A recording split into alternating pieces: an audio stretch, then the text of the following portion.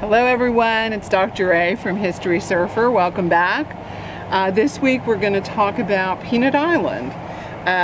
And Peanut Island is kind of one of our big local attractions in West Palm Beach. And here's a small book I wrote about it. And it was available over at the museum, which is unfortunately closed, but maybe it'll be available again one time. But if you're interested, let me know. And we're going to talk about that, the evolution of that particular spoil island. And it was indeed a spoil island. In 1915, Palm Beach, the area decided, Palm Beach, West Palm, this whole area decided, the people who lived here, that they needed an inlet, a permanent inlet. There was one, but it was a natural inlet that shifted a lot, so it was dangerous. So they got the permission from the government, the federal government, and they had the Lake Worth Inlet Commission was formed, and the inlet was dredged in 1920. In that year, all of the dredging material, and as they were dredging, I should say, was put onto this one spot, and it formed a little island, and it became known as Inlet Island. The developers, the builders themselves, actually put the first structure out there just to keep people off of Peanut Island.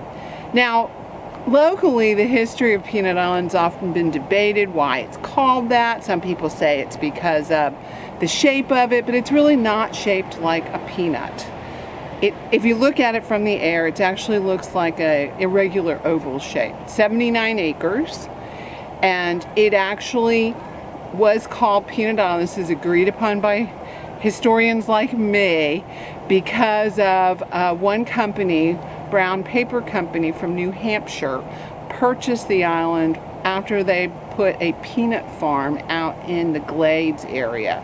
They were going to bring the product here and produce peanut oil and then ship it from Peanut Island. That was in the 20s, but that never transpired. But that was when we see the name Peanut Island start to be used for the area.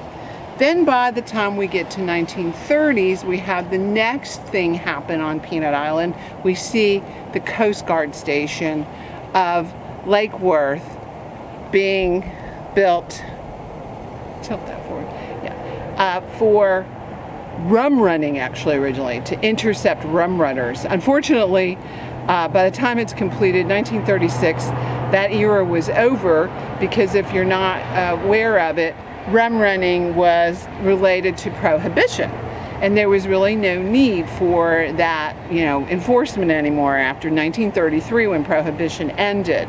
After that point, we began to see the Peanut Island Coast Guard being used mostly for boat rescues, and then we have World War II.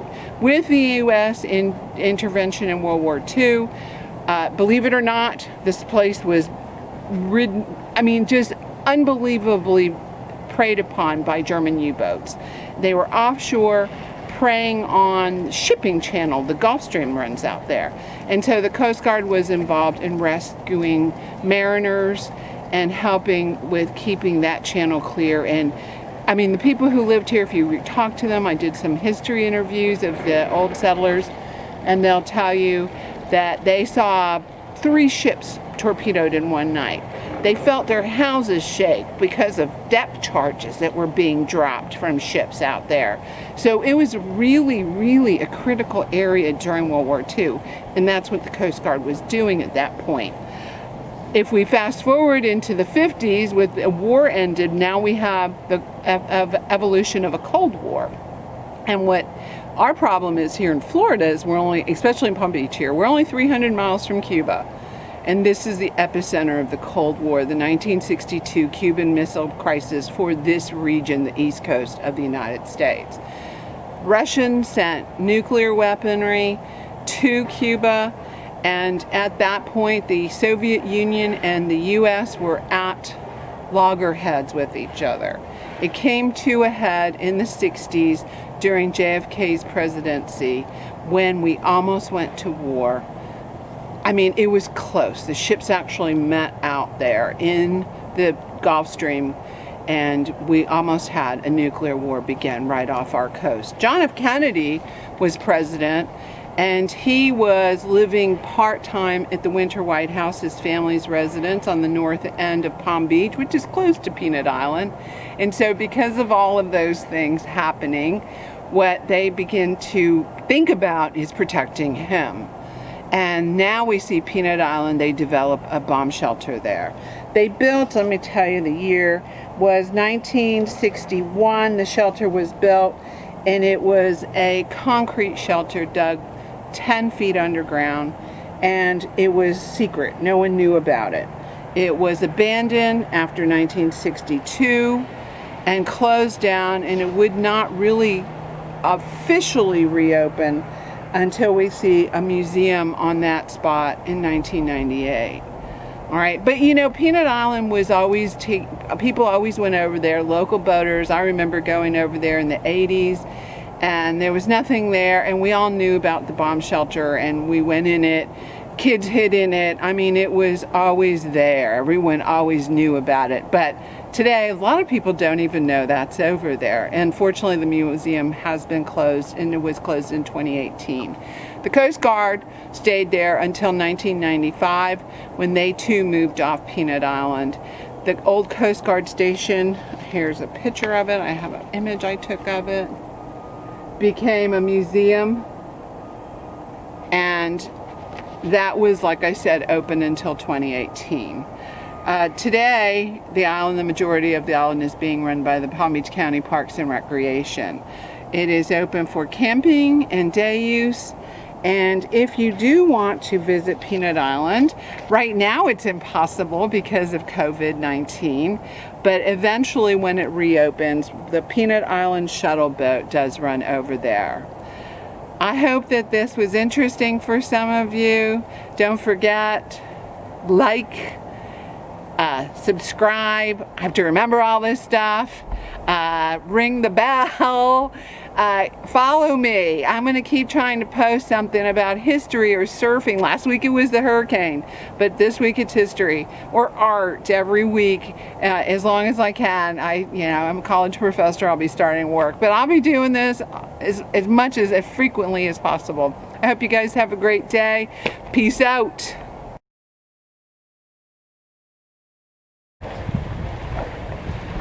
Hey everybody, right now I'm standing on the, it's kind of like the northeast side of Peanut Island. You can see it out here in the distance. I'll try to zoom in a little bit. And what you're looking at is the area that most people locally know as Little Peanut. It's actually just a sandbar. It'll come out, you'll see it, it'll be up during low tide. Right now the tide is high. If you look down into the water, you can actually see how clear it is. And that's the great thing about coming over to Peanut Island. You get to come out to this great clear water during high tide. Here's the Singer Island Bridge that way, and I'm standing on Singer Island. That's where you're at. To the south of me is the Sailfish Marina. So I hope this gives you an idea of what it looks like over there. Be back. Alright, now we're on the west side of Peanut Island in Riviera Beach Marina. As you can hear, they're working over here. So it's going to be a little noisy. Sorry, this is kind of the best view of Peanut Island. This is the way also, if you're going to go across, that you would leave from. Right in front of me, you can see one of the shuttle boats. The Peanut Island shuttle is right there, and you can take that over when Peanut Island is open. The island's closed right now. It has been shut down. It will not reopen until Florida goes back, gets better numbers for COVID-19. So right now it's closed. If you're interested in going out, they do have a summer special for going out there snorkeling. But you can see that on their website, Peanut Island Shuttle. I'll walk around a little bit. Okay, I tried to get a little further away from the noise. Hopefully you can see Peanut Island over there. This is the side that you can actually camp on. It's a primitive side. We can't see the Coast Guard station. The vantage point is a little south. Like I said, I'm on the west side right now. But you can go over there camping. They do have registered camping sites as well. Palm Beach County Park System runs that. Other than that, I'm going to call it a day trying to get views. It's difficult. Everything's shut down. Hopefully one day soon we'll all be able to get back over and enjoy Peanut Island. Have a great day. Sailor Dog says, come back and see us soon. This is Dr. A signing out for History Surfer. Don't forget to like us, subscribe, ring the bell, let your friends know, and let them know about Sailor Dog. Have a great, great, great day.